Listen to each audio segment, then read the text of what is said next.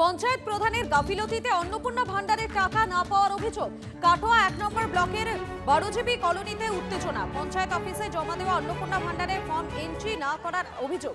পঞ্চায়েত প্রধান আন্না দত্ত মণ্ডলের সদিচ্ছার অভাবেই এলাকার কয়েকশো মহিলা টাকা পাননি বলে অভিযোগ। প্রধানের বাড়ি ঘিরে বিক্ষোভ এলাকার বাসিন্দাদের। বিক্ষোভের জেরে মুচলেখা দিয়ে প্রধানের পদ থেকে সরে দাঁড়ান আন্না দত্ত মণ্ডল। অন্নপূর্ণা ভান্ডারের টাকা আমাদের কেউ পায় নাই। যত টিএমসি লোক মহিলাদের বেছে বেছে সেই আগের সিস্টেমই চলছে এইরকম। তার জন্য আমরা জানাতে এসেছিলাম। জমা দিয়েছি কাগজ নথিপত্র সব কিছু। কিসের কাগজ? অন্নপূর্ণা ভান্ডারে, অন্নপূর্ণা যোজনা। কিন্তু আমাদের বলছে ভেরিফিকেশন হয়ে গেছে, কিন্তু যদি হয়ে যায় কোনো ওটিপি কিছুই নেই আমাদের।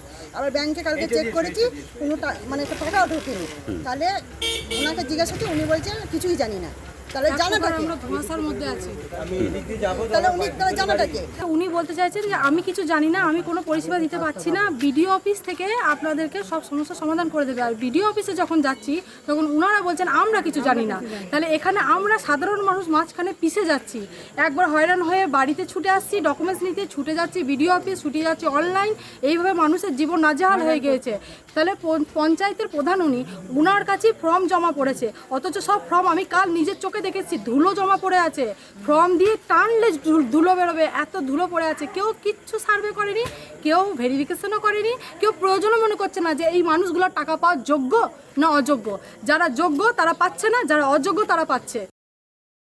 গতদিনে দেখুন পঞ্চায়েতের যে আমাদের প্রধান এবং পঞ্চায়েত সদস্য তারা প্রত্যেকেই আমরা জানি চুরি করে মানে নিয়েছিল। তারা কেউ জিতে আসেনি, মানুষের ভোটে তারা কেউ আসেনি। এলাকার মানুষের ক্ষোভ ছিল, আজকে সুযোগ পেয়েছে, সবাই গেছে, গিয়ে ওখানে গিয়ে হয়তো চেঁচামেচি করেছে। এটাই কি জন্য কত থেকে দাবি করছিল ওরা?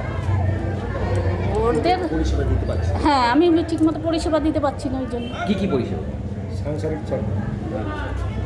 এই যে অন্নপূর্ণা ভান্ডার নিয়ে এইটাই মানে পরিষেবা দিতে পারিনি। অন্নপূর্ণা ভান্ডার নিয়ে আপনি পরিষেবা দিতে পারেননি বলতে আমি পাচ্ছি না এখন আপাতত। কেন?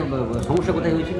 সমস্যা কিছুই হয়নি। এটা তো আমরা অফিস স্টাফের কাছে ছিল, ওরাই ফর্ম জমা নিয়েছে, ওইখান থেকে বিডিও অফিসে পাঠানো হয়েছে। ওরা কি এসে বললো সেটা শুরু? ওরা এসে বললো অন্নপূর্ণা ভান্ডার পায়নি।